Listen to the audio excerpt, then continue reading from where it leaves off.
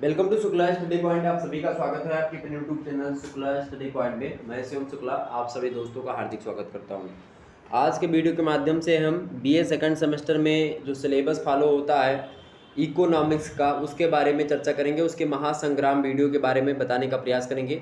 जैसा कि आपको पता होगा, इससे पहले पॉलिटिकल साइंस का, हिंदी साहित्य का और इसके अलावा आप देखे होंगे और भी सब्जेक्ट जैसे प्राचीन इतिहास का हो गया, इन सभी के जो है महासंग्राम रिवीजन क्लास अवेलेबल हो चुके हैं कि परीक्षा के एक दिन पहले आराम से आप देख करके और अपनी परीक्षा देने जाइए। चाहे आपकी परीक्षा लिखित हो रही है, चाहे आपकी परीक्षा ऑब्जेक्टिव हो रही है, सभी दृष्टि से ये वीडियो 100% कारगर सिद्ध होगा। तो बिल्कुल परेशान होने की आपको आवश्यकता नहीं है।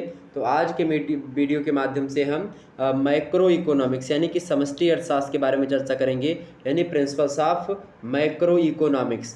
फर्स्ट सेमेस्टर में हमने क्या पढ़ा था? Principles of micro economics. Okay, यानी कि उसमें हमने व्यष्टि अर्थशास्त्र पढ़ा था। व्यष्टि माने छोटा अर्थशास्त्र, किसी इकाई का अर्थशास्त्र, और जो तमाम सारी इकाइयों का अध्ययन करता है यानी कि बड़े लेवल पर करता है, वो होता है आपका समष्टि अर्थशास्त्र, जिसमें राष्ट्रीय आय की गणना की जाती है, जिसमें बड़े बड़े कार्य किए जाते हैं, देश स्तर पर, अंतर्राष्ट्रीय स्तर पर कार्य होते हैं, वो होता है उसमें मैक्रो इकोनॉमिक्स होता है, यानी कि समष्टि अर्थशास्त्र। समष्टि माने बड़ा, व्यष्टि माने छोटा अर्थशास्त्र। ओके, तो आज के वीडियो के माध्यम से हम चर्चा करने वाले हैं। बहुत ही महत्वपूर्ण प्रश्नों को इस वीडियो के माध्यम से रखा गया है। तो जिन छात्र छात्राओं ने अर्थशास्त्र यानी इकोनॉमिक्स लिया है बीए सेकंड सेमेस्टर में, यानी फर्स्ट सेमेस्टर में था, मेजर माइनर दोनों सब्जेक्ट के लिए, यानी कि मेजर का विषय चाहे आपका चाहे माइनर का है, सभी के लिए इम्पोर्टेंट होगा बीए सेकंड सेमेस्टर इकोनॉमिक्स यानी अर्थशास्त्र। और उसमें आपको पढ़ना क्या है? Macro economics. आइए देखते हैं कि हम किस प्रकार से प्रश्नों का संकलन आपके समक्ष किए हुए हैं। देखिए, जिस प्रकार से हमने पॉलिटिकल साइंस के प्रश्नों को देखा था, ठीक उसी प्रकार से हम इसके बारे में चर्चा करने का प्रयास करेंगे। आइए हम विस्तार से जानने का प्रयास करते हैं हर एक प्रश्नों के उत्तर के बारे में, जो कि लिखित स्वरूप में आपको यहाँ पर दिख जाएंगे। पहला प्रश्न आपके समक्ष है, व्यष्टि अर्थशास्त्र को परिभाषित कीजिए। व्यष्टि अर्थशास्त्र क्या होता है भैया? व्यष्टि अर्थशास्त्र होता क्या, फटाफट से बताने का प्रयास करेंगे। यानी कि जो आपका व्यष्टि अर्थशास्त्र होता है वो क्या होता है? व्यष्टि अर्थशास्त्र के बारे में बताएं। तो व्यष्टि अर्थशास्त्र मैंने आपको शुरुआत में बताया, जो छोटा वाला अर्थशास्त्र होता है उसको व्यष्टि यानी सूक्ष्म अर्थशास्त्र इसी को कहा जाता है। तो व्यष्टि अर्थशास्त्र में क्या होता है? छोटी छोटी इकाइयों का, अथवा आप देखेंगे व्यक्तिगत जो इकाई, जैसे कि किसी व्यक्ति पर अध्ययन हो गया, किसी खास परिवार पर अध्ययन हो गया, कोई कंपनी है यानी कोई फर्म है उस पर अध्ययन हो गया, तो इस प्रकार से कोई उद्योग है उस पर अध्ययन हो गया, तो इस प्रकार के अध्ययन को हम व्यष्टि अर्थशास्त्र कहते हैं। ओके, ये बात ध्यान रखें। समष्टि अर्थशास्त्र क्या होता है? समष्टि अर्थशास्त्र में देखेंगे जो इन सभी के इकाई, मतलब कि जो सभी इकाइयाँ होती जिनमें हम व्यष्टि अर्थशास्त्र के अंतर्गत जिन इकाइयों का अध्ययन करते हैं, जैसे कि व्यक्ति, परिवार, फर्म, उद्योग, इन सभी के योग का, यानी कि इन सभी को अगर मिला ले पूर्ण रूप से, या राष्ट्रीय योग जो होता है पूर्ण रूप से, यानी कुल आय, कुल राष्ट्रीय आय, कुल उपभोग, कुल विनियोग, इन सभी का अध्ययन जो करता है वो समष्टि अर्थशास्त्र होता है। तो यहाँ पर आपके समक्ष आ चुका है। देखें उत्तर क्या लिखा हुआ है कि व्यष्टि अर्थशास्त्र विशेष फर्मों, किसी विशेष फर्म, ऐसा नहीं कि हर फर्म के बारे में अध्ययन करेगा व्यष्टि अर्थशास्त्र, हाँ, विशेष फर्मों के बारे में अध्ययन करेगा, विशेष परिवारों के बारे में अध्ययन करेगा, व्यक्तिगत कीमतों पर अध्ययन करता है, ये आयों जो होती हैं यानी व्यक्तिगत जो आय होती है उन पर अध्ययन करता है, व्यक्तिगत उद्योगों पर अध्ययन करता है, और विशिष्ट वस्तुओं का अध्ययन करता है, यानी पर्टिकुलर चीज़ों का अध्ययन करना होगा। तो उसके लिए सूक्ष्म अर्थशास्त्र यानी माइक्रो इकोनॉमिक्स के माध्यम से किया जाता है इन सभी का अध्ययन।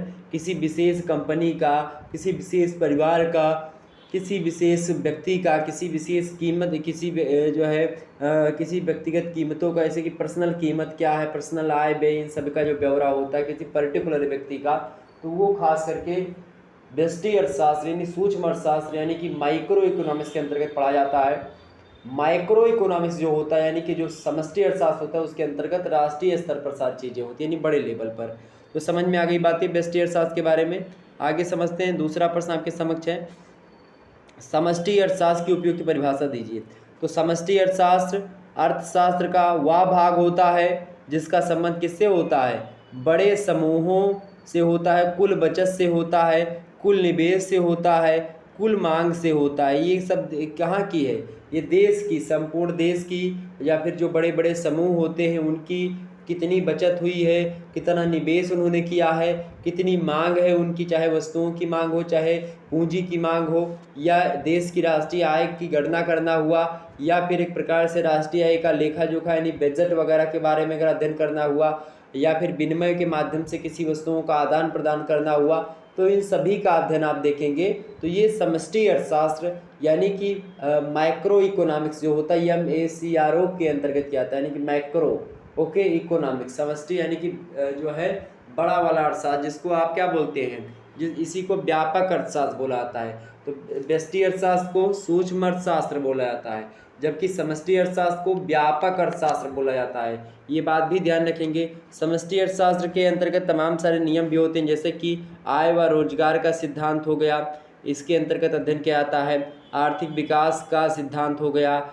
वितरण का जो है समष्टिपरक सिद्धांत हो गया। इन सभी सिद्धांतों का अध्ययन आप देखेंगे। सामान्य कीमत स्तर तथा सामान्य जो कीमत स्फीति होती है उसका सिद्धांत, इन सभी सिद्धांतों का अध्ययन जब आप देखेंगे तो ये सब समष्टि अर्थशास्त्र के अंतर्गत ही किया जाता है। ये चीज़ क्लियर हो गई। तो कुल मिलाकर के समष्टि अर्थशास्त्र योग करने की क्रिया होती है, जबकि व्यष्टि अर्थशास्त्र जो होता है वो योग को टुकड़ों में तोड़ने की क्रिया होती है। सबसे महत्वपूर्ण बात समष्टि और व्यष्टि अर्थशास्त्र में अंतर को लेकर के है कि समष्टि अर्थशास्त्र योग करने की क्रिया होती है, यानी सभी को जोड़ने का काम करता है, जबकि व्यष्टि अर्थशास्त्र जो होता है जो जुड़ा हुआ भाग होता है उनको टुकड़ों में तोड़ने की प्रक्रिया होती है।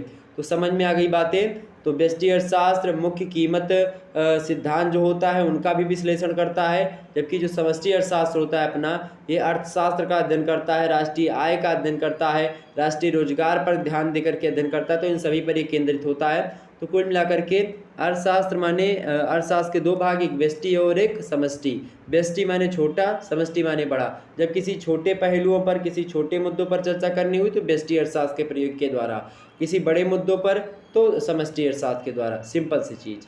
आगे देखो, तीसरा प्रश्न आपके समक्ष आ चुका है। भैया एक बार वीडियो को लाइक और शेयर करते रहो सभी लोग वीडियो को शेयर कर दीजिएगा। अगला प्रश्न है, व्यापक चर किसे कहते हैं भैया? व्यापक चर बताओ का होत है? व्यापक चर किसे कहते हैं? तो अर्थव्यवस्था से संबंधित बड़े योगों को, बड़े समूहों या बड़े औसतों को ही हम क्या कहते हैं? व्यापक चर कहते हैं। ठीक है, यानी कि जिनका समष्टि अर्थशास्त्र के अंतर्गत जिन चीज़ों का अध्ययन है, जिनके माध्यम से अध्ययन किया जाता है उन्हीं को चर कहा जाता है। तो व्यापक चर माने जो बड़ा चर होता है, बड़ा योग हुआ, बड़ा समूह हुआ, बड़े औसत हुए, इन सभी को हम क्या कहते हैं? व्यापक चर कहते हैं।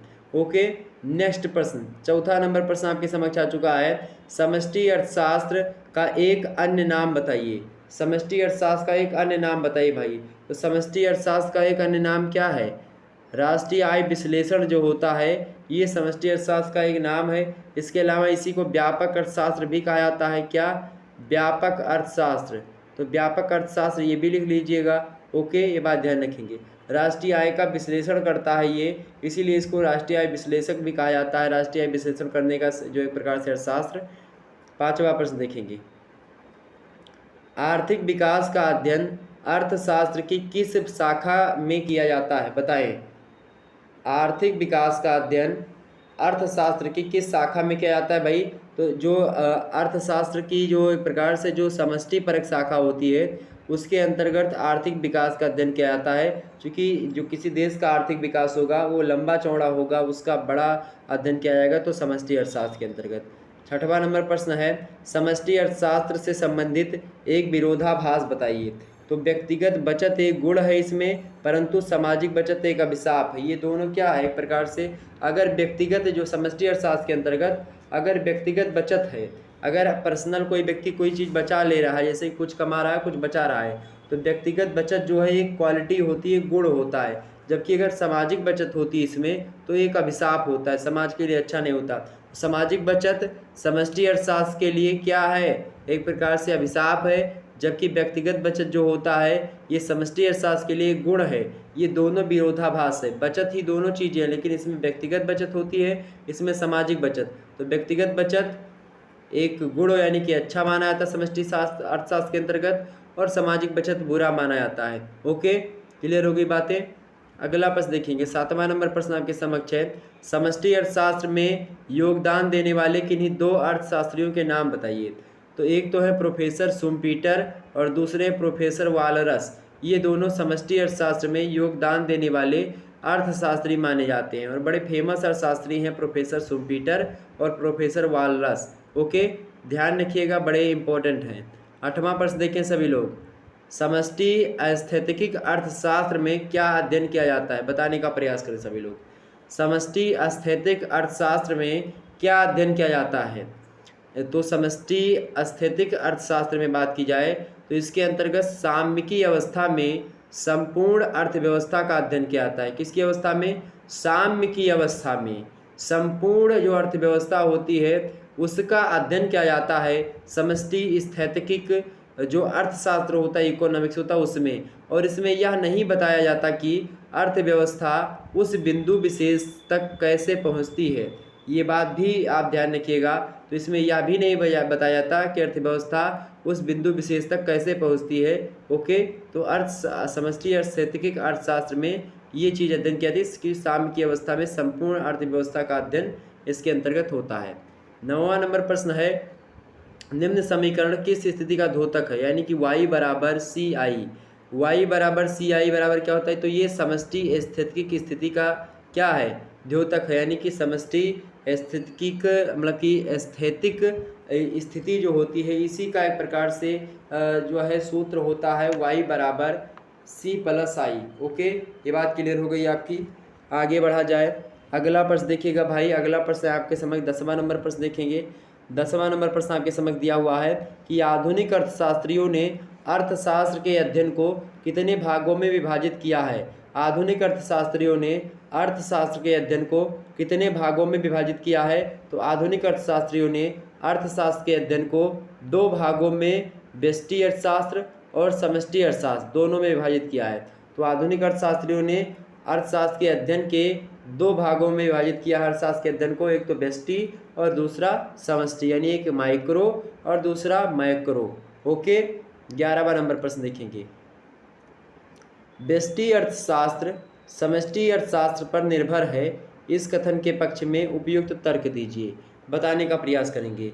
तो पहली बात यह है कि जो है व्यष्टि तथा समष्टि अर्थशास्त्र एक दूसरे से सर्वदा पृथक ना होकर के परस्पर संबंध रखते हैं और दोनों की विधियां देखेंगे तो एक दूसरे की प्रतियोगी ना होकर के पूरक हैं, यानी कि एक की विधि दूसरे की विधि मतलब बिना काम नहीं चला सकती, यानी दोनों एक दूसरे की क्या है? कॉम्प्लीमेंट है, यानी पूरक हैं। साथ ही साथ अर्थव्यवस्था के विधिवत अध्ययन के लिए दोनों का ज्ञान होना परम आवश्यक होता है। आप देखेंगे जैसे कि आय, उत्पादन, रोजगार आदि की कुल मात्रा व्यक्तिगत फर्मों, यानी जो व्यक्तिगत फर्म होते हैं, व्यक्तिगत कंपनियां या जो उद्योग होते हैं उनकी व्यक्तिगत आय, उत्पादन, रोजगार को प्रभावित करती है।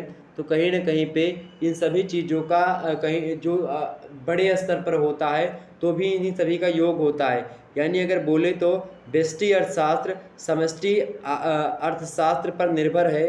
क्यों निर्भर है व्यष्टि अर्थशास्त्र? व्यष्टि अर्थशास्त्र समष्टि अर्थशास्त्र पर इसलिए निर्भर है क्योंकि समष्टि परक अर्थशास्त्र या समष्टि परक आर्थिक परिवर्तन व्यष्टि परक आर्थिक चरों के मूल्यों में परिवर्तन कर देता है। इसीलिए व्यष्टि अर्थशास्त्र समष्टि अर्थशास्त्र पर निर्भर होता है। क्या क्या कर देता है? समष्टि परक जो आर्थिक परिवर्तन होता है वो व्यष्टि परक आर्थिक चरों के मूल्यों में भी क्या कर देता है? परिवर्तन कर देता है। यानी कि समष्टि में अगर अर्थशास्त्र के जो परिवर्तन हो रहा है तो उसमें व्यष्टि में भी परिवर्तन होगा उसके चरों में, तो उसके चरों के मूल्यों में। तो ये भी इसीलिए तो बताया जाता है कि व्यष्टि अर्थशास्त्र जो होता है यानी जो माइक्रो इकोनॉमिक्स होता है वो मैक्रो इकोनॉमिक्स पर डिपेंड होता है। दूसरा मुद्दा ये है कि अर्थशास्त्र में आय, उत्पादन, रोजगार आदि की कुल मात्रा व्यक्तिगत फर्मों तथा उद्योगों की व्यक्तिगत आय, उत्पादन व रोजगार को प्रभावित करती है। ये भी व्यष्टि अर्थशास्त्र और समष्टि अर्थशास्त्र मतलब कि व्यष्टि अर्थशास्त्र समष्टि अर्थशास्त्र पर निर्भर होने के विषय में एक संकेत ही है। इसके अलावा व्यष्टि अर्थशास्त्र समष्टि अर्थशास्त्र पर इसलिए निर्भर है क्योंकि सामान्य मूल्य स्तर किसी एक भी वस्तु के मूल्य निर्धारण को प्रभावित करती है, इसीलिए व्यष्टि अर्थशास्त्र समष्टि अर्थशास्त्र पर निर्भर कहा जाता है। ओके, ये बात ध्यान रखेंगे। इसके अलावा समष्टि अर्थशास्त्र व्यष्टि अर्थशास्त्र पर भी निर्भर है और ये दोनों एक प्रकार से पारस्परिक संबंध रखते हैं। ओके, ये बात ध्यान रखेंगे। प्रोफेसर सैमुअल्सन है एक, वो कहते हैं कि वास्तव में व्यष्टि तथा समष्टि अर्थशास्त्र में कोई विरोध नहीं है, दोनों अत्यंत आवश्यक हैं। यदि आप एक को जानते हैं और दूसरे को नहीं जानते हैं तो आप केवल अर्ध शिक्षित हैं, यानी आपने पूरा इकोनॉमिक्स नहीं जाना अगर आपने व्यष्टि को और समष्टि को दोनों को नहीं पढ़ा तो। ओके, ये बात ध्यान रखेंगे। तो व्यष्टि अर्थशास्त्र और समष्टि अर्थशास्त्र एक दूसरे के पूरक हैं, प्रतियोगी बिल्कुल भी नहीं हैं, और यही कारण है कि लगभग सभी अर्थशास्त्री एक मत से दोनों को सर्वदा पूरक मानते हैं, विरोधी नहीं मानते हैं। ओके, तो कभी कभी व्यष्टि अर्थशास्त्र समष्टि अर्थशास्त्र पर निर्भर होता है, तो कभी कभी समष्टि अर्थशास्त्र व्यष्टि अर्थशास्त्र पर निर्भर होता है, यानी दोनों जो है एक दूसरे पर निर्भर होते हैं। समष्टि अर्थशास्त्र व्यष्टि अर्थशास्त्र पर निर्भर है क्योंकि समूह का निर्माण इकाइयों से होता है, और जब इकाइयाँ नहीं बनेगी तो कैसे समष्टि अर्थशास्त्र का अध्ययन होगा, क्योंकि इकाई के माध्यम से व्यष्टि अर्थशास्त्र जो होता है इकाइयों का अध्ययन करता है, और इकाइयों के योग्य से समूह बनते हैं बड़े बड़े, उन समूहों का अध्ययन समष्टि अर्थशास्त्र करता है। तो भैया पहले तो जरूरी है ना कि व्यष्टि अर्थशास्त्र का अध्ययन जो है निर्भर होता है उसी पर। तो समष्टि अर्थशास्त्र व्यष्टि अर्थशास्त्र पर निर्भर होता है क्योंकि अर्थशास्त्र की सामान्य प्रकृति का ज्ञान प्राप्त करने के लिए उन सिद्धांतों का ज्ञान होना आवश्यक होता है जो कि व्यक्तियों, परिवारों व फर्मों के व्यवहार को प्रभावित करते हैं। तो इसलिए इसको समझना परम आवश्यक है। दोनों एक दूसरे पर परस्पर डिपेंडेंट हैं। 12वां नंबर प्रश्न देखेंगे, समष्टि एवं व्यष्टि अर्थशास्त्र में कोई एक अंतर बताइए। तो समष्टि अर्थशास्त्र में असंतुलन की स्थिति प्रमुख मानी जाती है, जबकि व्यष्टि अर्थशास्त्र में संतुलन की स्थिति प्रमुख नहीं मानी जाती। इसके अलावा और भी अंतर है, जैसे व्यष्टि अर्थशास्त्र छोटी छोटी अथवा व्यक्तिगत इकाइयों का अध्ययन करता है, जबकि समष्टि अर्थशास्त्र जो है इकाइयों के योग का, अर्थात राष्ट्रीय योगों का, जैसे कि कुल राष्ट्रीय आय हो गया, कुल उपभोग हो गया, कुल विनियोग हो गया, इन सभी का अध्ययन करता है। ठीक, और भी अंतर आप लिख सकते हो, जैसे कि समष्टि अर्थशास्त्र संपूर्ण अर्थव्यवस्था का अध्ययन करता है, जबकि व्यष्टि अर्थशास्त्र अर्थव्यवस्था के एक अंग का अध्ययन करता है। ये तमाम सारे अंतर। अगला प्रश्न देखेंगे, 13वां नंबर प्रश्न आपके समझ दिया हुआ है कि पीगू द्वारा प्रतिपादित राष्ट्रीय आय की परिभाषा दीजिए। पीगू महोदय ने, पीगू अर्थशास्त्री हैं, इन्होंने राष्ट्रीय आय की क्या परिभाषा दी है ये आपसे पूछा जा रहा है। तो राष्ट्रीय आय यानी लाभांश, राष्ट्रीय आय का एक नाम लाभांश भी, ये भी बात ध्यान रखिएगा। तो राष्ट्रीय आय यानी लाभांश समाज की वस्तुगत आय का, जिसमें निसंदेह विदेशों से प्राप्त आय भी शामिल होती है, वह भाग है जिसको मुद्रा में मापा जा सकता है, उसी को राष्ट्रीय आय बोला किसने? पीगू ने। पीगू ने क्या कहा कि राष्ट्रीय आय समाज की वस्तुगत का, मतलब कि वस्तुगत आय का, इन जो समाज की वस्तुएं हैं उनकी जो आय होती वस्तुओं से प्राप्त, जिसमें निसंदेह विदेशों से प्राप्त आय भी सम्मिलित होती है, उसी का, उन्हीं वस्तुओं का अगर मुद्रा में हम जो है प्रचलन कर लें तो उसी मुद्रा, कितनी मुद्रा हुई, उसी मुद्रा की माप को ही हम राष्ट्रीय आय कहते हैं। ठीक, कितनी मुद्रा हुई उस वस्तुओं की, यानी जितनी सेवाएं हुई उसी को बोलते हैं। 14 नंबर प्रश्न आप देखेंगे, 14वां नंबर प्रश्न आपके समक्ष है, स्क्रीन पर देखेंगे सभी लोग। 14वां नंबर प्रश्न है कि वास्तविक राष्ट्रीय आय ज्ञात करने को सूत्र बताइए। ज्ञात करने का सूत्र बताइए, बताइए वास्तविक राष्ट्रीय आय ज्ञात करने का सूत्र बताइए भैया। तो वास्तविक राष्ट्रीय आय बराबर क्या होता है? वास्तविक राष्ट्रीय आय बराबर होता है मौद्रिक राष्ट्रीय आय बटे उस वर्ष कीमत निर्देशांक गुणे 100। ओके, क्या होता है? वास्तविक आय बराबर मौद्रिक आय, फिर बटे में क्या लिखेंगे? उस वर्ष की जो कीमत निर्देशांक है वो नीचे लिखेंगे, उसके बाद में 100 से गुणा कर देंगे। यानी मान लेते हैं मौद्रिक राष्ट्रीय आय कितनी है? मौद्रिक राष्ट्रीय आय मान लेते हैं कि अपनी जो है 1000 है। ओके, उस वर्ष की कीमत निर्देशांक कितना है? मान लेते हैं 5 है, और गुणे कितना हमको करना है? 100 करना है। तो 5 एकम 5, 5 दूना कितना हो गया? 10। तो बचा यहाँ पर 20, और 1 जीरो यहाँ पर और बढ़ा दो, 2 यहाँ पर 1 में लिख दो, तो यानी कि 2 से कितना हो गया आपका? 20,000 रुपये आपका क्या निकल आया? वास्तविक राष्ट्रीय आय निकल आया। ओके, 15 नंबर प्रश्न आपके समक्ष है, बाजार कीमतों पर शुद्ध राष्ट्रीय उत्पाद का सूत्र बताइए। बाजार कीमतों पर शुद्ध राष्ट्रीय उत्पाद का सूत्र बताइए भैया। तो बाजार कीमतों पर शुद्ध राष्ट्रीय उत्पाद बराबर होता है बाजार कीमतों पर सकल राष्ट्रीय उत्पाद माइनस मूल्य ह्रास। यानी बाजार कीमतों पर जो शुद्ध राष्ट्रीय उत्पाद होता है, यानी कि जो नेट नेशनल प्रोडक्ट होता है, बाज़ार कीमतों पर नेट नेशनल प्रोडक्ट बराबर होता है कि बाज़ार की कीमतों पर जो सकल घरेलू उत्पाद है, यानी जो सकल राष्ट्रीय उत्पाद, यानी कि जो ग्रास नेशनल प्रोडक्ट है, जीएनपी है, उस जीएनपी में से जब हम जितना हमने सौदा मतलब कि इतना हमें उस वस्तु को प्राप्त करने में पूंजी लगी है, जितना मूल्य ह्रास हुआ है, उसको जब हम लेस कर देते हैं, मान लेते हैं कि बाजार कीमतों पर शुद्ध राष्ट्रीय उत्पाद मान लेते हैं हमको निकालना है, तो हमने एक साल के अंतर्गत भारत की सीमा के अंतर्गत तमाम सारी वस्तुओं को बनाया। मान लेते हैं हमने 10 किलो कोयला बनाया, और 10 किलो मार्केट में 1 किलो कोयले का दाम कितना है, मार्केट में 1 किलो कोयले का दाम मान लेते हैं कि 10 रुपया है। 10 किलो कोयला बनाया तो दाम कितना हो गया आपका, 100 रुपया हुआ कि नहीं हुआ, 100 रुपया हो गया। तो बाजार कीमतों पर सकल राष्ट्रीय उत्पाद जो है, इसका जो मार्केट वैल्यू है, वो मार्केट वैल्यू कितनी है, वो मार्केट वैल्यू आपकी 100 रुपये है। और जब मार्केट वैल्यू 100 रुपये है बाज़ार कीमतों पर, तो जब हम इसमें यानी कोयला बनाने में हमको 10 किलो कोयला बनाने में हमको कितने मूल्य लगा, यानी कि मान लेते हैं हमको जो है 5 रुपये 1 किलो पीछे, या फिर मान लेते हैं 5 रुपये क्या 2 रुपये 1 किलो पीछे जो है हमको कोयला बनाने में जो है पैसा लगा, तो 20 रुपये ये हो गया। और मान लेते हैं किराया उराया जितना लगा उसको मिला करके 10 रुपये या 20 रुपये किराया उराया मिला करके मान लें 20 रुपये किराया, और 10 रुपये मान लेते हैं हम कि जो है क्या लगा, 10 रुपये उसको जो है मजदूरी वगैरह लगी सभी मतलब कि इधर उधर ले जाने में, तो 50 रुपये मान लेते हैं, पूरा 20 20 40 और 10 50, तो 50 रुपया क्या हो गया आपका, 50 रुपया ये मूल्य ह्रास हो गया, यानी कि जो कि इसको बनाने में हमको लगा। अब 50 रुपये इसमें से घटा दीजिए आप, तो यही मूल्य ह्रास होता है, यानी कि जो आपको लगा कुल मिला करके उस चीज़ को बनाने में। 100 रुपया कोयले की मार्केट की रेंज, 10 किलो कोयला आपका मार्केट में जब लेकर जाएंगे तो 100 रुपये का बिकेगा, जिनमें से 50 रुपये आपकी क्या है लागत मूल्य है, तो 100 में से 50 घटा देंगे कितना बचेगा, 50 बचेगा। और जो ये 50 आपका बचा ना, यही क्या होगा, यही होता है शुद्ध राष्ट्रीय उत्पाद। तो जब भी मेरे प्यारे दोस्तों एक सूत्र सुनिएगा, जब भी आपको ये शुद्ध राष्ट्रीय उत्पाद को हम क्या बोलते हैं, शुद्ध माने होता है नेट यानी कि यन, राष्ट्रीय माने होता है नेशनल तो यन, और उत्पाद माने प्रोडक्ट तो एन.एन.पी आपको निकालना है। तो एन.एन.पी बराबर होता है, सकल माने होता है ग्रास यानी कि जी, ओके, और इसके बाद में राष्ट्रीय माने होता है यन, ओके, नेशनल उत्पाद माने प्रोडक्ट तो जी.एन.पी।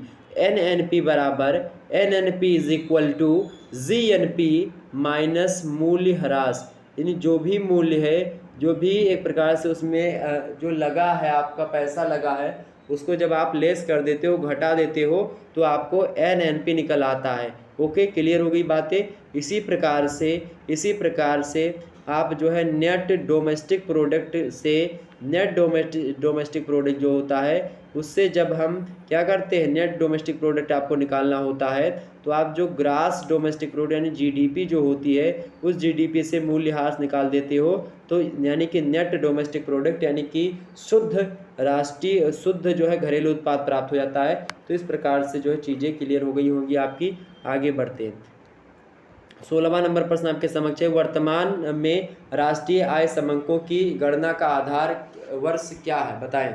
वर्तमान समय में या वर्तमान में राष्ट्रीय आय समंकों की गणना का आधार वर्ष क्या है, तो 1993 से लेकर के 94 तक का जो समय काल है, ये राष्ट्रीय आय समंकों की गणना का आधार वर्ष माना जाता है वर्तमान में।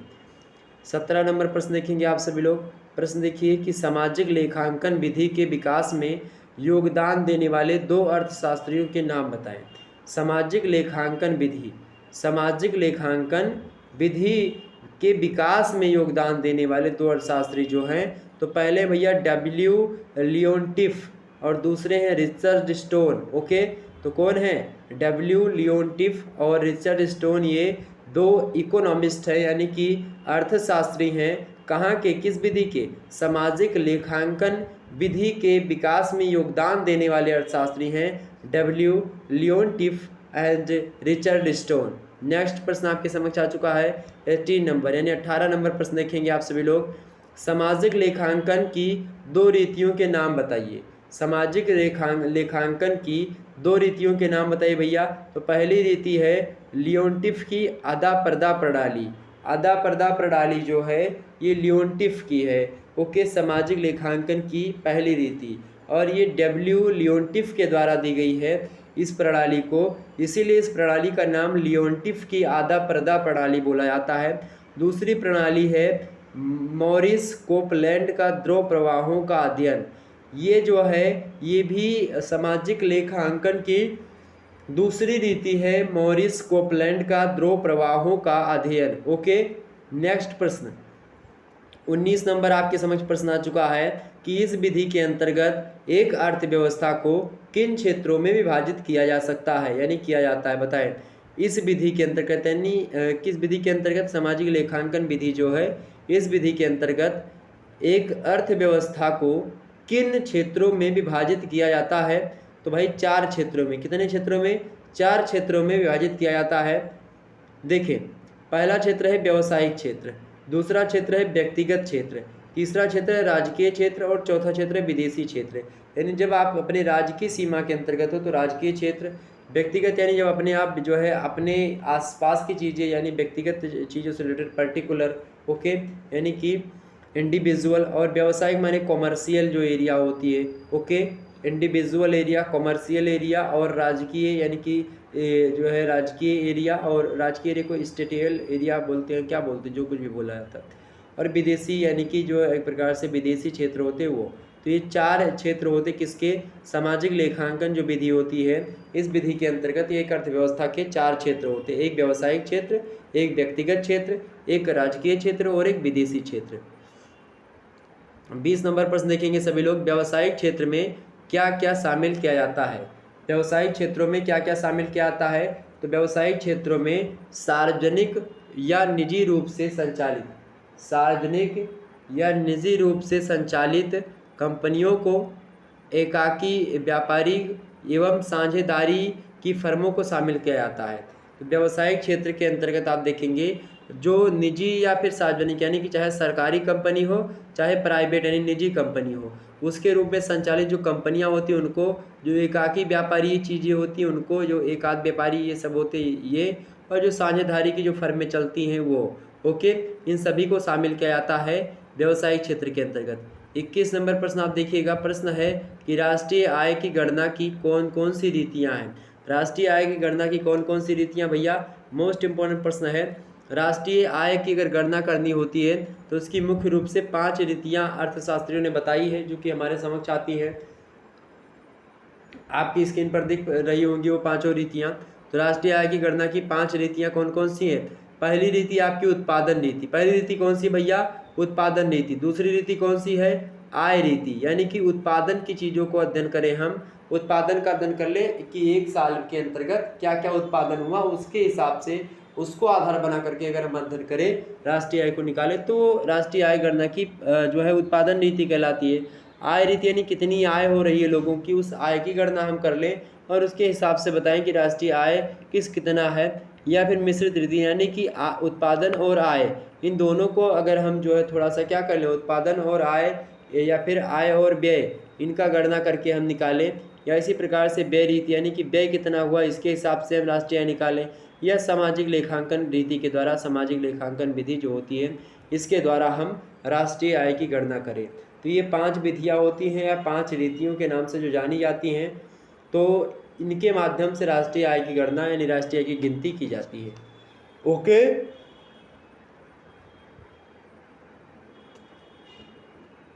समझ आ रही बातें? फटाफट से वीडियो को लाइक और शेयर कर दीजिएगा। ओके, चलें थोड़ा सा मैं जल ग्रहण कर लूँ, तब तक आप लोग थोड़ा सा विश्राम करें।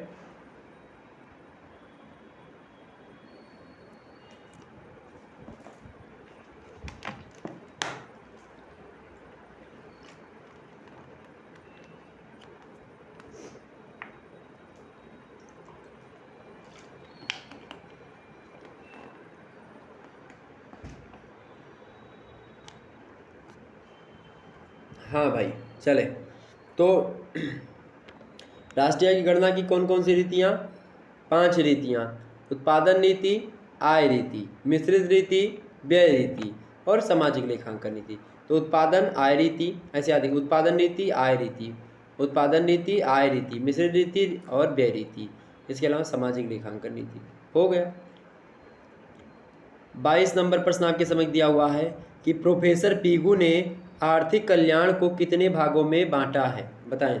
प्रोफेसर जो पीगू हैं इन्होंने आर्थिक कल्याण को कितने भागों में बांटा है, तो प्रोफेसर पीगू ने आर्थिक कल्याण को 2 भागों में बांटा। कितने भागों में? 2 भागों में। 2 माने 2 भागों में बांटा है, ओके, यानी कि डिवाइडेड इंटा 2 पार्ट, ओके। आर्थिक कल्याण को, इकोनॉमिक वेलफेयर को 2 भागों में बांटा। 23 नंबर प्रश्न है रोजगार के प्रतिष्ठित सिद्धांत का मूल आधार क्या है, तो रोजगार के प्रतिष्ठित सिद्धांत का जो मूल आधार रहा है वो जेबीसी एक अर्थशास्त्री हैं, जेबीसी ने बाजार का नियम दिया था, उसी बाजार के नियम पर रोजगार का प्रतिष्ठित सिद्धांत जो है आधारित है, ओके। नेक्स्ट प्रश्न 24 नंबर प्रश्न जेबीसी के बाजार का नियम क्या है, तो जेबीसी कहते हैं कि पूर्ति जो होती है वो अपनी मांग का सृजन स्वयं कर लेती है, यानी पूर्ति अपनी मतलब मांग पूर्ति जो होती है अपनी मांग का स्वयं सृजन कर लेती है, यानी कि जितनी आप पूर्ति अगर सही तरीके से रहेगी तो जाहिर सी बात है मांग जो होगी वो अपने आप हो जाएगी। अगर आप जो है लगातार जैसे मान लेते हैं मैं वीडियो डालता रहूँगा तो देखने वाले बहुत सारे आ जाएंगे।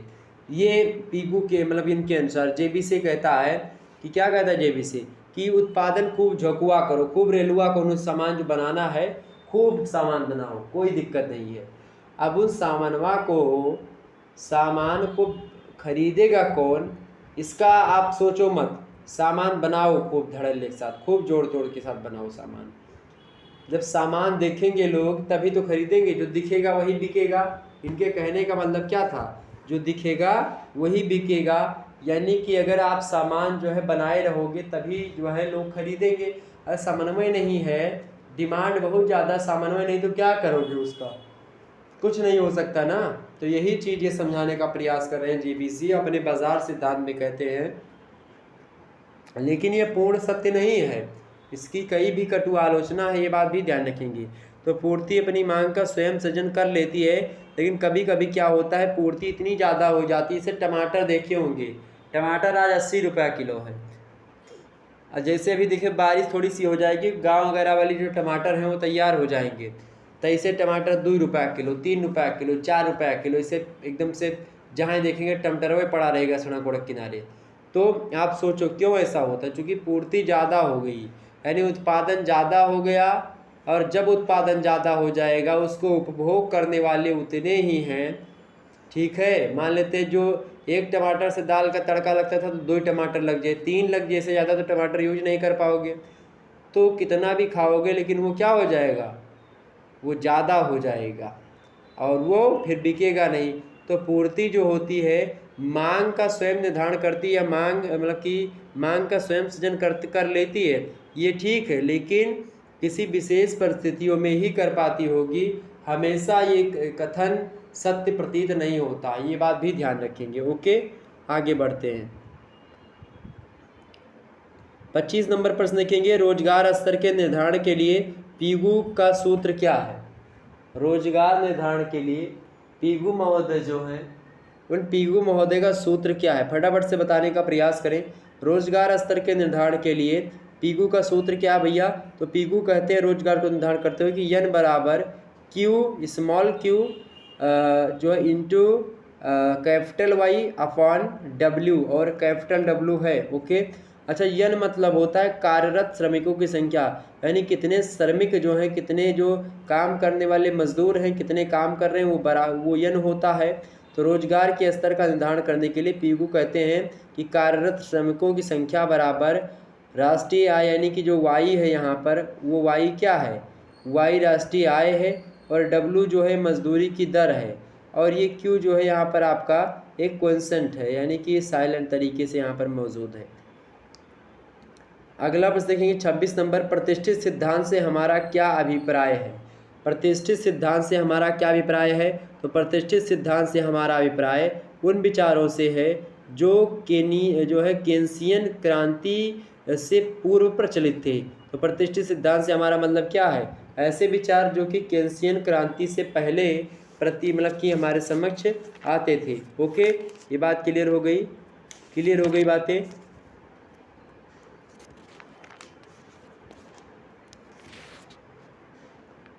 आगे बढ़ा जाए,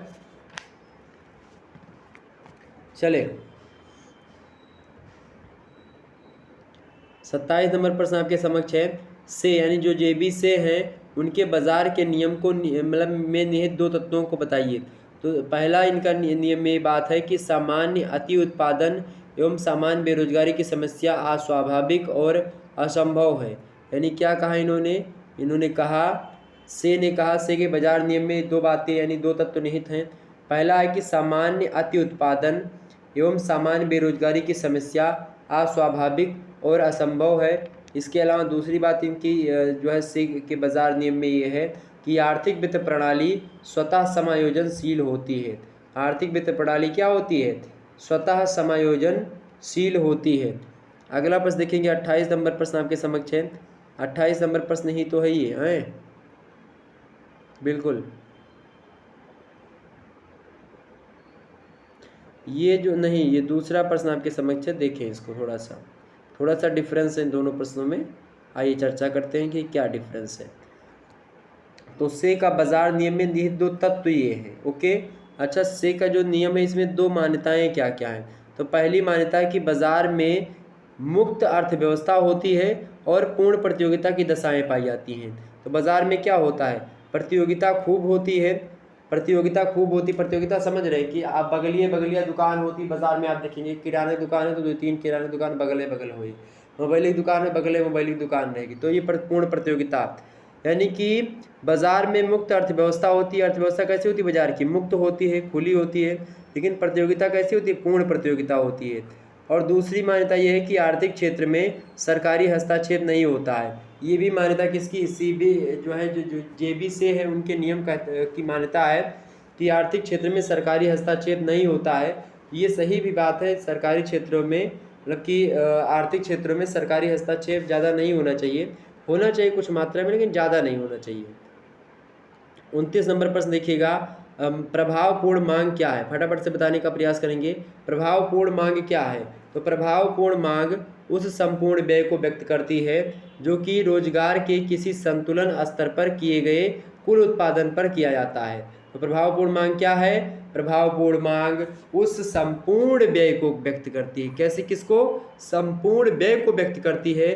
कौन सा संपूर्ण व्यय? जो कि रोजगार के किसी संतुलन स्तर पर किए गए कुल उत्पादन पर किया गया हो। तो रोजगार के किसी संतुलन के स्तर पर, रोजगार को संतुलन में लाने के लिए उसको लाने के स्तर पर जो किए गए कुल उत्पादन हैं, उन कुल उत्पादन पर जो की गई जो संपूर्ण व्यय होती है, उसी संपूर्ण व्यय को प्रभावपूर्ण मांग कहा जाता है। ओके, आगे बढ़ते हैं। 30वां नंबर प्रश्न है आपके समक्ष, प्रभावपूर्ण मांग किन तत्वों पर निर्भर करती है? तो प्रभावपूर्ण मांग दो तत्वों पर निर्भर करती है। पहला तत्व है कुल पूर्ति फलन पर और दूसरा है कुल मांग पर। तो कुल पूर्ति फलन और कुल मांग पर जो है निर्भर करती है कौन? प्रभावपूर्ण मांग। ओके, नेक्स्ट प्रश्न, अपूर्ण रोजगार संतुलन किसे कहते हैं? अपूर्ण रोजगार संतुलन किसे कहते हैं? तो जब पूर्ण रोजगार से कम स्तर पर संतुलन स्थापित होता है। क्या? जब पूर्ण रोजगार से कम स्तर पर संतुलन स्थापित होता है तो इसे अपूर्ण रोजगार संतुलन कहते हैं। क्या कहते हैं? अपूर्ण रोजगार संतुलन कहते हैं। क्लियर हो गई बातें? आगे बढ़ते हैं। 32 नंबर प्रश्न देखिएगा, कीन्स के अनुसार कीन्स के रोजगार सिद्धांत के द्वारा कीन्स के रोजगार सिद्धांत की दो मान्यताएं बताएं। कीन्स के रोजगार सिद्धांत की दो मान्यताएं। पहली मान्यता यह है कि समाज पूर्ण रूप से विकसित होता है और आर्थिक प्रणाली पूंजीवादी प्रकृति की होती है। आर्थिक प्रणाली पूंजीवादी प्रकृति की होती है और संपूर्ण पूर्णतः विकसित है। समाज पूर्णतः विकसित है और आर्थिक प्रणाली पूंजीवादी प्रकृति की है। ये कीन्स का रोजगार का सिद्धांत की पहली मान्यता। दूसरी मान्यता यह है कि उत्पत्ति के साधनों की पूर्ति पूर्णतः बेलोच होती है। क्या होती है? पूर्णतः बेलोच होती है। क्या? उत्पत्ति के जो साधनों की पूर्ति होती है ये पूर्णतः क्या होती है? बेलोच होती है। ओके, कहाँ पर? रोजगार सिद्धांत के जो है मान्यता है। बेलोच माने होता है लोचदार, यानी कि कभी घांच पांच नहीं होता, स्थिर रहती है। ठीक है, लोचा नहीं पड़त। 33 नंबर प्रश्न आपके समक्ष है, समय की दृष्टि से कीन्स का रोजगार सिद्धांत कैसा विश्लेषण करता है? तो ये अल्पकालीन विश्लेषण करता है। अल्पकालीन विश्लेषण करता है कीन्स का रोजगार का सिद्धांत। 34 नंबर प्रश्न आपके समक्ष है। 34 नंबर प्रश्न है कि प्रोफेसर कीन्स के रोजगार सिद्धांत की प्रकृति कैसी है। प्रोफेसर कीन्स के रोजगार सिद्धांत की प्रकृति कैसी है। तो समय विलंबना की उपेक्षा के कारण इसकी प्रकृति स्थैतिकी मतलब कि स्थैतिक हो गई है। क्या हो गई है? प्रकृति स्थैतिक हो गई है। किसकी? समय विलंबना के कारण से। चूंकि अल्पकालीन विश्लेषण करता है प्रोफेसर कीन्स का रोजगार सिद्धांत, और इसी समय विलंबना की उपेक्षा के कारण से क्या हुआ है? इसकी प्रकृति जो है स्थैतिक हो गई है। ओके, नेक्स्ट प्रश्न 35 नंबर प्रश्न देखिएगा। कीन्स का रोजगार सिद्धांत प्रतिष्ठित सिद्धांत से श्रेष्ठ है। कीन्स का जो रोजगार सिद्धांत है ये प्रतिष्ठित सिद्धांत से श्रेष्ठ है। इसके पक्ष में 2 तर्क दीजिए। इसके पक्ष में 2 तर्क क्या है? पहला तर्क ये है कि यह पूर्ण रोजगार की मान्यता पर आधारित नहीं होता है। कीन्स का जो रोजगार का सिद्धांत है ये प्रतिष्ठित सिद्धांत से श्रेष्ठ इसलिए है क्योंकि इसके पक्ष में यह तर्क दिया जाता है। पहला तर्क है कि यह पूर्ण रोजगार की मान्यता पर आधारित नहीं होता है कीन्स का रोजगार सिद्धांत। तो दूसरी बात है कि यह सिद्धांत कीन्स का आर्थिक क्रियाओं में सरकारी हस्तक्षेप का समर्थन नहीं करता है। तो ये इसीलिए कीन्स का रोजगार सिद्धांत प्रतिष्ठित सिद्धांत से श्रेष्ठ माना जाता है। ओके, अगला प्रश्न देखेंगे। 36 नंबर प्रश्न है उपभोग प्रवृत्ति से क्या आशय है। उपभोग प्रवृत्ति से क्या आशय है? तो उपभोग प्रवृत्ति से हमारा आशय या हमारा अभिप्राय केवल उपभोग की इच्छा से नहीं होता है कि आप जो है जो चीज़ पाए उसको उपभोग कर लिया, खा पी लिया या उसको पहन लिया, तो उपभोग की इच्छा से नहीं होता है, अपितु वास्तव में उपभोग की मात्रा से होता है, या उपभोग की गई जो मात्रा होती है उससे मतलब होता है उपभोग की प्रवृत्ति का। उपभोग प्रवृत्ति मतलब कि केवल उपभोग की आपकी इच्छा से नहीं होता है, आपने कितना उपभोग किया इस पर डिपेंड करती है आपकी उपभोग की प्रवृत्ति कैसी है। ओके, नेक्स्ट प्रश्न आपके समक्ष 37 नंबर प्रश्न देखेंगे। 37 नंबर प्रश्न है कि सीमांत उपभोग प्रवृत्ति क्या है। सीमांत उपभोग प्रवृत्ति क्या है? तो आय में वृद्धि या कमी और उपभोग में वृद्धि या कमी के अनुपात को सीमांत उपभोग प्रवृत्ति कहते हैं। यानी कि आय में वृद्धि और उपभोग में वृद्धि के अनुपात को सीमांत उपभोग प्रवृत्ति कहते हैं, या आय में कमी और उपभोग में कमी के अनुपात को सीमांत उपभोग प्रवृत्ति कहते हैं। तो आय में वृद्धि और उपभोग में वृद्धि का जो अनुपात निकलेगा उसी अनुपात को सीमांत उपभोग प्रवृत्ति बोलते हैं। ओके, 38 नंबर प्रश्न है कि सीमांत उपभोग प्रवृत्ति की 2 विशेषताएं बताइए। तो पहली विशेषता ये है सीमांत उपभोग प्रवृत्ति की। सीमांत उपभोग प्रवृत्ति की पहली विशेषता ये है कि यह सदैव धनात्मक होती है। क्या? सीमांत उपभोग प्रवृत्ति जो होती है ये सदैव धनात्मक होती है। दूसरी बात यह है कि एमपीसी 0 से अधिक होती है किंतु 1 से अधिक नहीं होती। क्या? जो एमपीसी होती है वो 0 से अधिक होती है किंतु 1 से अधिक नहीं होती है। ये सीमांत उपभोग प्रवृत्ति की दूसरी विशेषता है। पहली विशेषता कि ये सदैव धनात्मक होती है। 39 नंबर प्रश्न देखिएगा आप सभी लोग। आय उपभोग प्रश्न है आय उपभोग और बचत में क्या संबंध है? फटाफट से बताने का प्रयास करेंगे। आय उपभोग और बचत इनमें क्या संबंध होता है? फटाफट से बताने का प्रयास करेंगे। वीडियो को लाइक और शेयर करते रहेगा। सभी दोस्तों के पास वीडियो को शेयर कर दीजिए। मेरे प्यारे दोस्तों, सभी दोस्तों के पास वीडियो को शेयर कर दीजिएगा। ओके, चले प्रश्न है कि आय उपभोग और बचत में क्या संबंध होता है?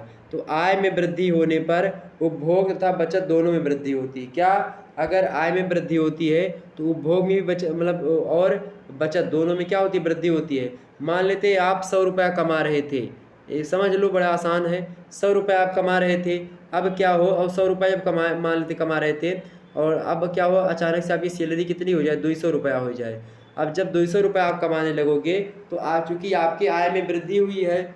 ओके, जब आय में वृद्धि हुई तो उपभोग यानी ये जो 200 रुपया कमाने लगे हो, तो पहले मान लेते हैं कि आप जो है क्या करते थे, जो है 60 रुपये का भोजन करते थे किसी होटल पर। उसके बाद में क्या होगा, जब आप जो है 200 रुपया कमाएंगे तो 60 का तो भोजनमा करेंगे, इसके साथ साथ सोचेंगे कि घरों के लिए कुछ ले चले, समोसा बंधवा लेंगे वहीं पर 40 रुपये का।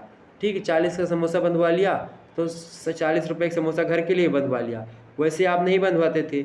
या फिर इसी प्रकार से तो उपभोग में क्या हुआ, वृद्धि हुई कि नहीं हुई? जब पैसा रहेगा तभी आप खाने का मन करेगा ना, और पैसे में नहीं रहेगा तो कहाँ से खाएंगे?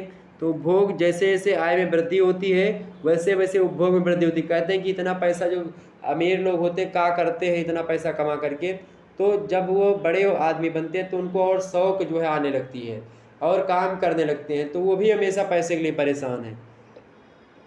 आज इस दुनिया में अगर कोई मतलब अगर आपसे किसी से पूछो कि भाई आप मतलब क्योर कैसे हो, अरे यार सब ठीक है लेकिन बड़ा दिक्कत है ये, मतलब हर व्यक्ति टेंशन में है, हर व्यक्ति परेशान है। पैसा रुपया ढूंढ मतलब पैसा रुपया होने के बावजूद भी वो सोच रहा है, जैसे कि वो 10 रुपया कमा रहा तो वो सोच रहा है कि मैं 20 कैसे कमाऊँ। जो 20 कमा रहा है वो सोच रहा है मैं 30 कैसे कमाऊँ। जो 30 कमा रहा है 40 वाला 50 वाला 100 वाला 1000 वाला 1 लाख, 1 लाख वाला 1 करोड़ कमाना चाह रहा है, 1 करोड़ वाला अरब में खेलना चाह रहा है, अरब वाला जो है और ऊपर जो है अरब खरब में चला जाना। तो इस प्रकार से आप देखेंगे कि जो है कभी इच्छा खत्म नहीं होती, क्योंकि मनुष्य जो होता है ये अनंत इच्छाओं का स्वामी होता है। मनुष्य की अनंत इच्छाओं का स्वामी होता है, इसीलिए मनुष्य की प्रवृत्ति हमेशा और हमेशा परिवर्तित होती रहती है। और ये लगातार आप देखेंगे एक के बाद दूसरा इसकी इच्छाएं पनपती रहती हैं और उन्हीं इच्छाओं की पूर्ति में मनुष्य लगा रहता है और अंतोगत्ता उसके प्राण अंत हो जाते हैं, तब भी उसकी कोई ना कोई इच्छा बची ही रहती है। और जब इच्छा बची रहती तो वो प्रेत आत्मा के रूप में भटकने लगता है इधर उधर। ओके, चले। तो आय में वृद्धि होने पर उपभोग में वृद्धि होती है, और जब उपभोग में वृद्धि होगी तो जैसे कि पहले आपका 60 रुपये का भोजन करते थे और 40 जो है कितना बचाते थे, 40 रुपया बचता था। तो अब क्या होगा, 40 का घर के लिए समोसा ले आए और 60 रुपये भोजन हो कर लिया, तब भी आपका बच कितना गया, 100 रुपया बच गया। तो बचत में भी वृद्धि हुई, चूँकि आप 40 बचा रहे थे वो 100 बच रहा है। आप 60 ही रुपया खर्च कर रहे थे, आप 100 रुपया खर्च कर रहे हो। ठीक है, तो आप देखो आय में जैसे वृद्धि हुई 100 का 200 हुआ, तो ऐसे देखिए बचत में वृद्धि होने लगी। ये बात किसने बताई, ये बात जो है आय उपभोग और बचत में संबंध है, इसी को लेकर के बताई जाती है। ओके, तो आय में संबंध होने पर या आय में वृद्धि होने पर उपभोग तथा बचत दोनों में वृद्धि होती है, परंतु उपभोग के बढ़ने की दर कम, उपभोग के बढ़ने की जो दर होती है वो धीरे धीरे कम होने लगती है और बचत में वृद्धि की दर अधिक होने लगती है। जब लोग पैसा ज़्यादा कमाने लगते हैं तो आप देखिए कुछ दिन तक क्या करेंगे, वो जो गरीब मान लेते हैं फिर नया नया पैसा कमाने लगा, धीरे धीरे बड़ा होता है, तो पहले वो पैसे को कमा करके रखेगा, अपने जीवन की आवश्यकताओं को जो है धीरे धीरे पूरा करने का प्रयास करेगा, ताकि हो सकता है कि बाई चांस फिर अगर कोई दिक्कत हो जाए तो उसके लिए कोई फिर परेशानी ना आए, ताकि वो पहले सिक्योर हो जाए, बचा करके कुछ रख ले। ओके, 40 नंबर प्रश्न है, सीमांत उपभोग प्रवृत्ति का सूत्र बताइए। सीमांत उपभोग प्रवृत्ति बराबर क्या होता है, उपभोग में वृद्धि बटे आय में वृद्धि। सीमांत उपभोग प्रवृत्ति बराबर उपभोग में वृद्धि बटे आय में वृद्धि, यानी सीमांत उपभोग प्रवृत्ति अगर आपको निकालनी है तो आप उपभोग में वृद्धि, यानी मान लेते हैं वो 60 रुपया दिन में खर्च कर रहा था, खा रहा था, और अब 100 खा रहा है, तो 40 की वृद्धि हुई, तो 40 आप यहाँ पर लिखेंगे। आय में कितनी, यानी 100 रुपया कमा रहा था तो 200 रुपया होगा, यानी 100 की वृद्धि हुई तो 100 यहाँ पर लिखेंगे। 0 0 काट दिया, 2 एकम 2 और 2 पंचे 10, ठीक, तो 2/5 ये आपका क्या निकला, सीमांत उपभोग प्रवृत्ति निकली। आगे बढ़ते हैं, अगला प्रश्न 41 नंबर प्रश्न देखेंगे आप सभी लोग। 41 नंबर प्रश्न आपको दिया गया है, 41 नंबर की औसत उपभोग प्रवृत्ति का सूत्र लिखिए।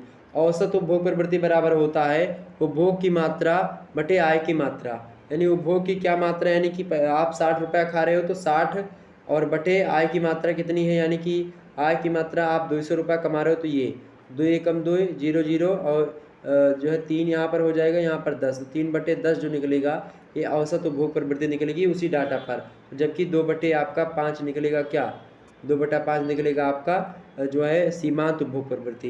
तो सीमांत उपभोग प्रवृत्ति बराबर उपभोग में वृद्धि बटे आय में वृद्धि, और औसत उपभोग प्रवृत्ति बराबर उपभोग की मात्रा बटे आय की मात्रा। ओके, 42 नंबर प्रश्न है, एमपीसी की सीमा बताइए। तो 0 से अधिक और 1 किंतु 1 से कम, ये एमपीसी की सीमा होती है, ध्यान रखिएगा, एग्जाम पॉइंट ऑफ व्यू से बढ़िया प्रश्न है। 43 नंबर प्रश्न है कि दूरदर्शिता उपभोग प्रवृत्ति को कैसे प्रभावित करती है, बढ़िया प्रश्न है। तो दूरदर्शिता उपभोग को कैसे प्रभावित करती है भैया, दूरदर्शिता के कारण से उपभोग प्रवृत्ति कम हो जाती है। दूरदर्शिता के कारण उपभोग प्रवृत्ति कम हो जाती है, क्या हो जाती है, दूरदर्शिता के कारण उपभोग की प्रवृत्ति जो होती है कम हो जाती है। ओके, नेक्स्ट प्रश्न देखेंगे, 44 नंबर प्रश्न है, उपभोग तथा आय के मध्य कैसा सहसंबंध पाया जाता है। उपभोग तथा आय के मध्य कैसा सहसंबंध पाया जाता है, तो उपभोग तथा आय के मध्य धनात्मक सहसंबंध पाया जाता है, धनात्मक कोरिलेशन पाया जाता है उपभोग और आय के मध्य में, यानी आय बढ़ेगा तो उपभोग बढ़ेगा, उपभोग बढ़ेगा तो आय घटेगी, यहाँ ध्यान रखेंगे। उपभोग ज़्यादा बढ़ा दोगे अगर, तो अब वैसे आय कम नहीं होगी कभी, जैसे उपभोग अगर बढ़ाओगे तो आय कम नहीं होगी, इसका निगेटिव प्रभाव नहीं पड़ेगा। ओके, लेकिन बचत पर प्रभाव पड़ता है, उपभोग का बचत पर प्रभाव पड़ता है।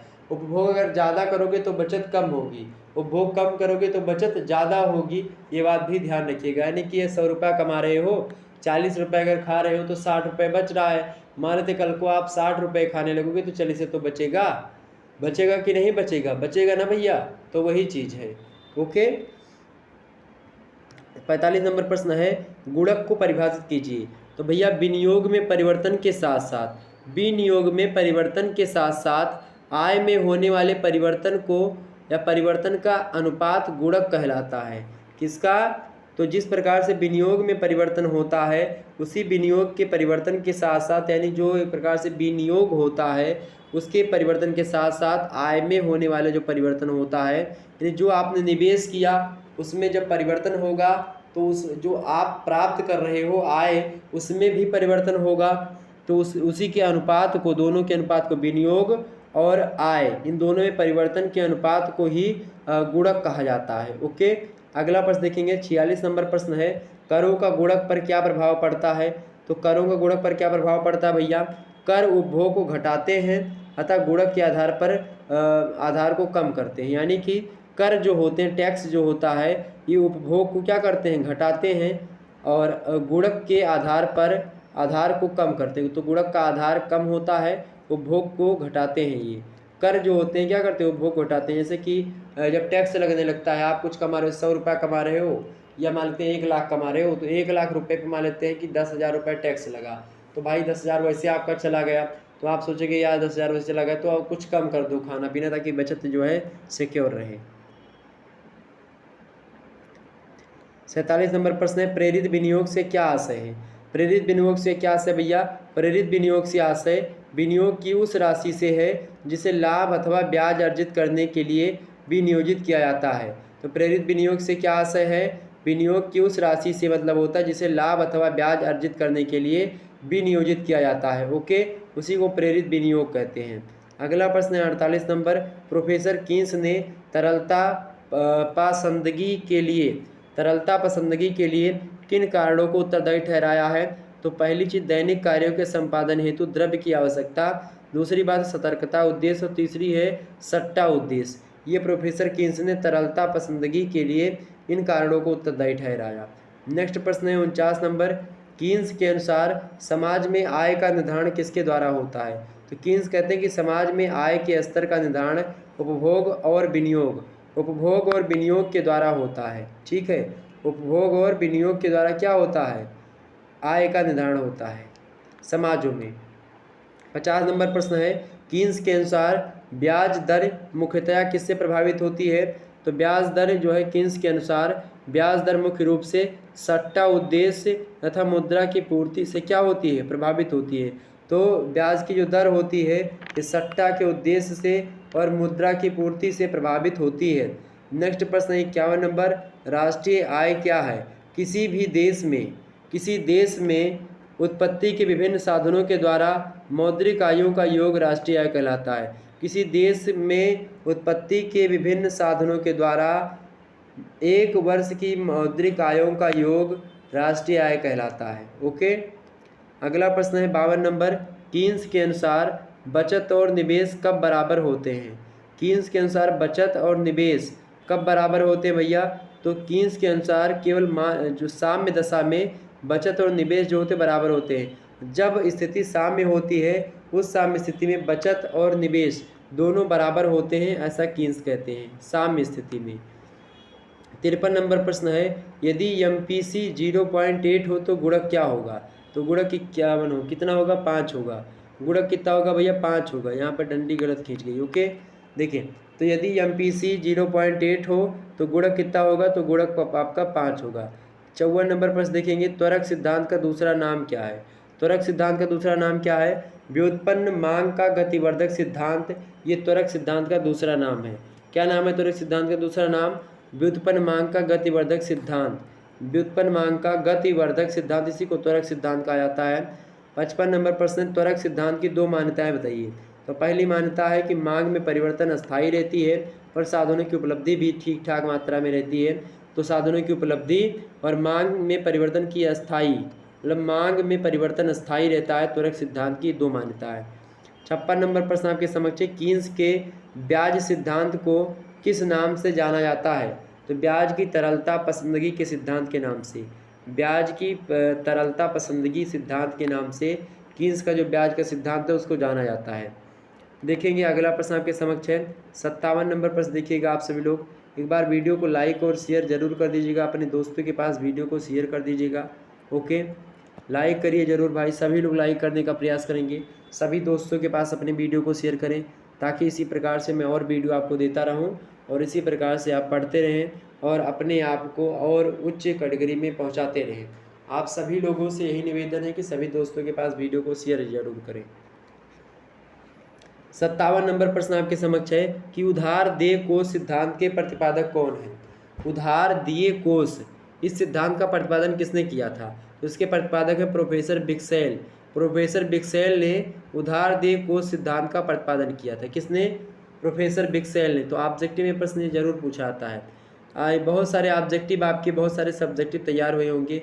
58 नंबर प्रश्न है, ब्याज एक मौद्रिक बात है। अच्छा, इसका लिखित मॉडल पेपर जो है, इसका लिखित मॉडल पेपर जो है अवेलेबल है, लिखित और ऑब्जेक्टिव दोनों मॉडल पेपर इकोनॉमिक्स के अवेलेबल हैं, आप उसको प्लेलिस्ट में देख सकते हो।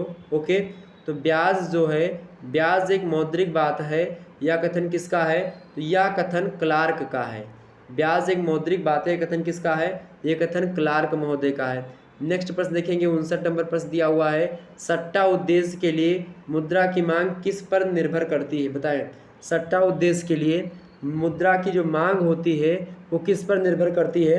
तो सट्टा उद्देश्य के लिए मुद्रा की मांग जो होती है वो ब्याज दर पर निर्भर करती है। किस पर निर्भर करती है भैया?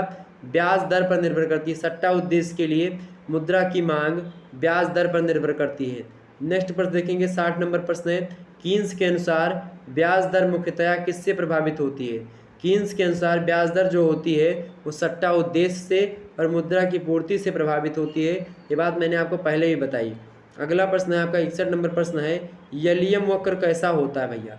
यलियम वक्र जो होता है ये बाईं से दाईं ओर और ऊपर की ओर ढलान वाला होता है। यलियम वक्र जो होता है बाईं से दाईं ओर, इसके अलावा ऊपर की ओर जो होता है ढलान वाला होता है यलियम वक्र। अगला प्रश्न आपके समझ 62 नंबर, आईएस जो वक्र होता है, आईएस वक्र बचत में कमी होने पर किस ओर हो जाता है, किस ओर सरक जाता है? बताएं। तो आईएस वक्र बचत में जब कमी होती है, जब बचत में कमी होती है तो आईएस वक्र जो होता है ये किस ओर सरक जाता है? ये दाईं ओर सरक जाता है। किस ओर? दाईं ओर सरक जाता है। जब बचत में कमी होती है तो आईएस वक्र दाईं ओर सरक जाता है। और निवेश कम होने पर, जब आईएस वक्र में निवेश कम, मतलब कि निवेश कम होता है तो जो आईएस वक्र है ये बाईं ओर सरक जाता है। तो बचत में कमी होने से आईएस वक्र दाईं ओर सरक जाता है, जबकि निवेश कमी होने पर या निवेश में कमी होने पर आईएस वक्र जो होता है वो बाईं ओर सरक जाता है। ये बात ध्यान रखेंगे। अगला प्रश्न 64 नंबर प्रश्न देखेंगे, मुद्रास्फीति को परिभाषित कीजिए। मुद्रास्फीति क्या है भाई? तो मिल्टन फ्रीडमैन कहते हैं कि कीमतों में सुव्यवस्थित एवं अविरत रूप से होने वाली वृद्धि को हम मुद्रास्फीति कहते हैं। तो कीमत में सुव्यवस्थित एवं अविरत रूप से जो वृद्धि होती है कि सामान खूब महंगा होते जा रहे हैं, और सामानवा कब महंगा होता है? सामान कब महंगा होता है भैया? सामान कब महंगा होता है? तो सामान तब महंगा होगा जब आपके पास पैसे होंगे। आपकी जेब में जब अनगिनत पैसे होंगे तो आप सामान एक का बदला 4 भी दे दोगे। यानी जब सामानों की कीमत तब बढ़ती है या तो मार्केट में सामानों की अनुपलब्ध है, यानी सामानों की अनुपलब्धि है, सामान मार्केट में मिल नहीं रहे हैं, अपूर्ण प्रतियोगिता हो, या अपूर्ण प्रतियोगिता होगी जहाँ पर, वहाँ पर भी तो ऐसा होगा। यानी जहाँ पर कोई और बेचने वाला ना होगा तो वहाँ पर जाहिर सी बात है बनिया जो होगा वो महंगा देगा सामान आपको, या फिर अगर उसके पास सामान कम है तो महंगा देगा और आप उसको खरीदोगे, या तो फिर आपके पास पैसे बहुत ज़्यादा है तो आप जो है चाहे इतनी महंगी सामान तो खरीदोगे। जब आपके पास मार्केट में पैसे, जब मार्केट में पैसा होता है तो लोग जो है, लोगों की डिमांड बढ़ती है, और जब लोगों की डिमांड बढ़ती है सप्लाई उस हिसाब से मिल नहीं पाती है, तो वही स्थिति होती है मुद्रास्फीति की, यानी मुद्रा का मार्केट में ज़्यादा पहुँचना। अगला प्रश्न है 65 नंबर प्रश्न देखेंगे। जेम्स टॉबिन ने अपने संशोधित फिलिप्स वक्र की सहायता से किसकी व्याख्या की है? तो जेम्स टॉबिन ने अपने संशोधित फिलिप्स वक्र की सहायता से बहुक्षेत्रक स्फीति बेरोजगारी की जो व्याख्या की है, जिसे इससे पूर्व आर्थीबाल्ड ने भी प्रस्तुत किया था। तो जेम्स टॉबिन ने अपने संशोधित फिलिप्स वक्र की सहायता से बहुक्षेत्रक स्फीति बेरोजगारी की क्या करी है? व्याख्या करी है। और इससे पहले आर्थीबाल्ड ने ये प्रस्तुत किया था। जेम्स टॉबिन का जो संशोधित फिलिप्स वक्र की सहायता से जो इन्होंने व्याख्या करी है, जो है बहुक्षेत्रक स्फीति बेरोजगारी की व्याख्या, इससे पहले एक विद्वान आर्थीबाल्ड थे, वो कर चुके थे। तो इस प्रकार से आप लोगों ने 65 महत्वपूर्ण प्रश्नों को जाना, जो कि मोस्ट इम्पोर्टेंट था, और मैंने आपको आसानी से समझाने का प्रयास किया। बड़े ही अच्छी तरीके से हमने इसको समझाया आपको।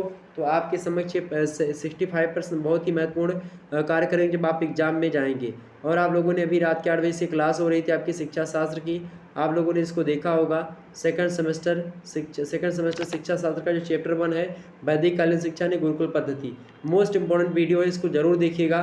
जो एजुकेशन वाले छात्र छात्राएं इसको जरूर देखिएगा, अगर नहीं देखा तो बहुत पछताओगे। इसमें बहुत जानकारी दी गई, इसी प्रकार चैप्टर 2, 3 इस प्रकार से वीडियोस आएगी। और आपको अगर चाहिए तो इकोनॉमिक्स के भी मैं चैप्टर वाइज वीडियो देने का प्रयास करूंगा। और मॉडल पेपर आपको लिखित और ऑब्जेक्टिव प्लेलिस्ट में है, और भी लिखित मॉडल पेपर और ऑब्जेक्टिव मॉडल पेपर देने का प्रयास रहेगा। तो आप सभी लोग अभी चैनल को सब्सक्राइब करें और बेल आइकन को प्रेस करें। सभी यूनिवर्सिटीज़ के लिए सिलेबस होता है जो मैं पढ़ाता हूँ, सभी यूनिवर्सिटी के सिलेबस को देखता हूँ, उसके हिसाब से सारी चीज़ें पढ़ाने का प्रयास रहता है। ये और सोशियोलॉजी मतलब कि संस्कृत साहित्य का मॉडल पेपर आप देख लीजिएगा, BA सेकंड सेमेस्टर का, मोस्ट इंपॉर्टेंट है, इसको जरूर देखिएगा। ओके, चलिए फिर मिलते हैं हम नेक्स्ट वीडियो में। तब तक के लिए जय हिंद, जय भारत। आप सभी का बहुत बहुत धन्यवाद हमारे से जुड़ने के लिए।